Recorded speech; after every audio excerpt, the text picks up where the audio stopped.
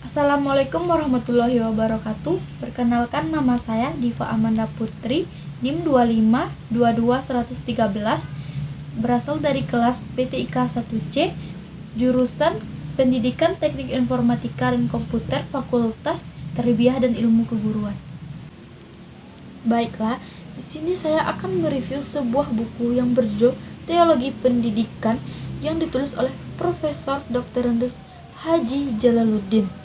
Buku ini diterbitkan oleh PT Raja Grefindor Persaja dan cetakan pertamanya Februari tahun 2001 dan cetakan keduanya Januari tahun 2002. Di dalam buku ini terdapat 251 halaman.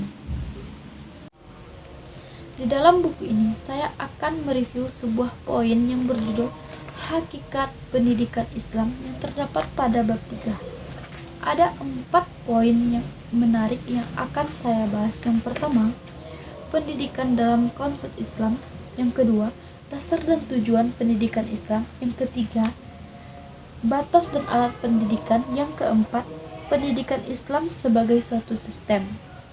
Baiklah, mari kita masuk kepada poin pertama, yaitu pendidikan dalam konsep Islam. Untuk menjelaskan tentang konsep pendidikan Islam dapat dilihat dari dua sudut pandang, yaitu secara khusus dan secara umum. Yang pertama yaitu pendidikan secara umum. Secara umum, konsep pendidikan Islam mengacu kepada makna dan asal kata yang membuat kata pendidikan itu sendiri dalam hubungan ajaran agama Islam. Baiklah, yang pertama, pendidikan secara khusus.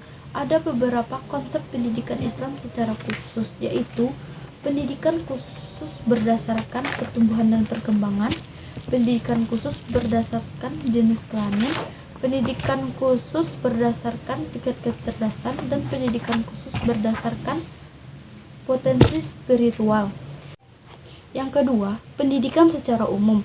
Secara umum, konsep pendidikan Islam mengacu kepada makna dan asal kata yang membentuk kata pendidikan itu sendiri dalam hubungan ajaran Islam. Poin kedua yaitu dasar dan tujuan pendidikan Islam. Dasar pendidikan Islam dihasilkan dan dirumuskan pemikiran yang terpola dalam bentuk pandangan hidup, sedangkan tujuan pendidikan dihasilkan dari rumusan kehendak dan cita-cita yang akan dicapai dan dapat memberikan kebahagiaan dan makna kehidupan manusia. Ada beberapa sudut pandang dasar pendidikan Islam. Yang pertama, dasar pandangan terhadap manusia. Yang kedua, dasar pandangan terhadap masyarakat. Yang ketiga, dasar pandangan terhadap alam semesta. Yang keempat, dasar pandangan terhadap ilmu pengetahuan. Yang kelima, dasar pandangan terhadap akhlak. Ada juga tujuan pendidikan Islam. Ada beberapa tujuan pendidikan Islam mencangkup ruang lingkup yang luas. 1. Dimensi hakikat penciptaan manusia. 2. Dimensi moral. 3. Dimensi tauhid. 4. Dimensi perbedaan individu. 5. Dimensi sosial. 6. Dimensi profesional. 7. Dimensi ruang dan waktu. Poin ketiga yaitu batas dan alat pendidikan. Ada 2 faktor pencapaian tujuan pendidikan. 1. Batas pendidikan. Batas pendidikan dapat dipahami sebagai rentang waktu pekerjaan pendidikan mendidik sejak awal dimulai hingga berakhirnya pekerjaan. Konsep pendidikan Barat menjelaskan bahwa batas pendidikan dibawa sejak anak-anak mulai memahami adanya wibawa atau gezak.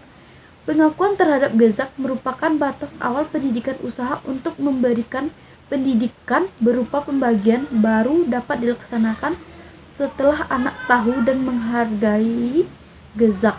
2. Alat pendidikan. Sistem teladan merupakan alat pendidikan yang paling penting dalam pendidikan Islam. Pada diri anak-anak tersimpan rasa bangga terhadap orang tua mereka. Perasaan ini umumnya ada pada diri anak-anak dalam bentuk citrah kebapaan. Atas dasar ini, anak-anak sering mengidentifikasi diri mereka kepada orang tuanya. Kemudian untuk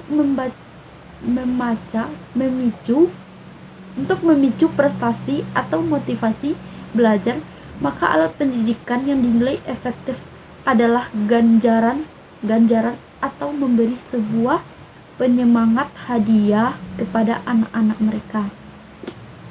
Poin keempat yaitu pendidikan Islam sebagai suatu sistem.